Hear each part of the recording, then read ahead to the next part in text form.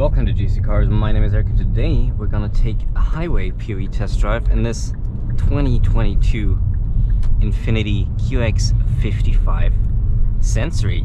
Yeah, before we get started here, I just want to quickly talk to you about what we're gonna do. So basically, these highway POV test drives are meant to give you an impression of how well the assist systems work. So we're gonna test adaptive cruise control and Infiniti semi-autonomous steering assist. But we have two more POV test drives, one on the highway where we talk about, sorry, that's the highway, one in the city where we tested in a little bit slow speeds, and one at night where we test the headlights and the high beams. And of course, for all my thoughts, click in the top right hand corner for my full-on review. With that being said, let's get driving and past this dump truck. Once we're on the, well, technically it's not a highway, but this counts. Also, I'm not gonna like talk too much. I'm just gonna, wow. Okay, I'm just gonna comment on what's happening and what we're doing.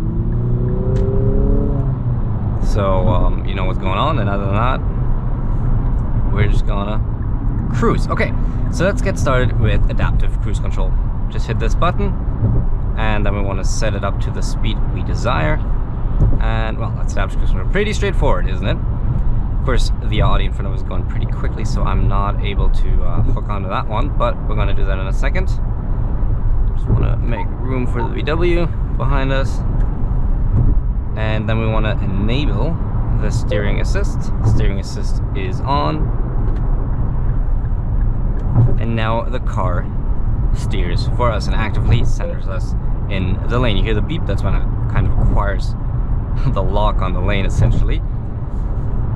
If I have my thumbs off the wheel, that means the car is doing the steering. I'm not giving any input, but I'm of course ready to intervene because these are not autonomous systems. You have to stay in control at all times. Let's see how it does with this turn. Very well. We're well centered, a little, that's fine, totally fine. Okay.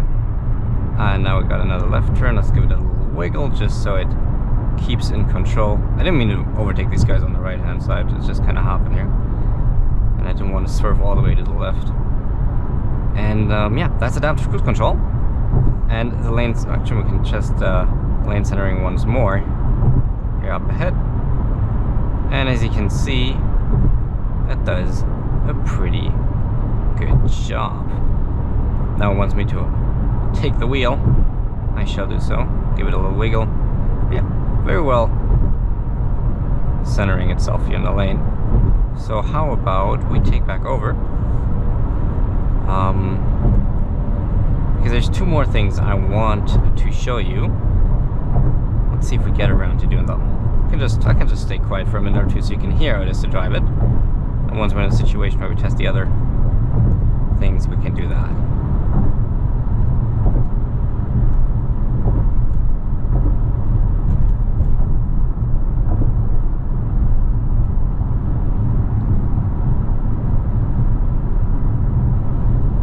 Okay, let's test the lane keep assist by just drifting out of the lane here on the right very slightly and see what it does. It just alerts us and it brakes. So it didn't steer back, but it vibrated the wheel and it started braking. I've never seen a system that brakes. Try it again and see what it does with a little bit of a less acute angle. Vibrates, and there we go. Okay, unfortunately, because everybody's so fast, we're not going to be able to I'm not going to be able to show you the thing I wanted to show you.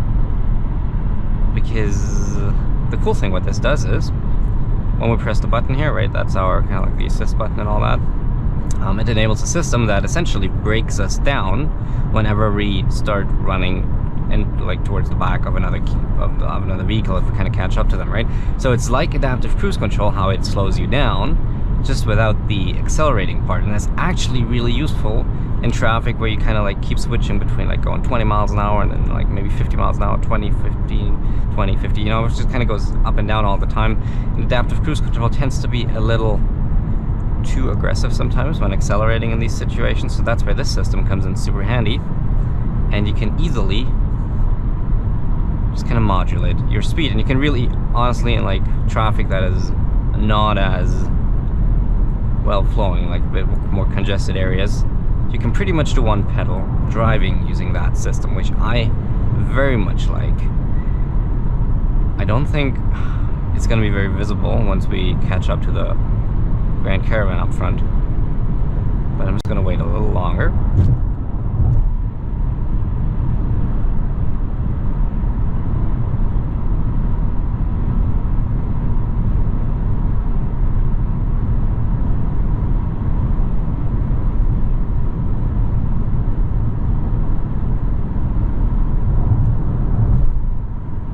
Okay, I'm not going to do any braking, and I'm not going to lift the throttle for now.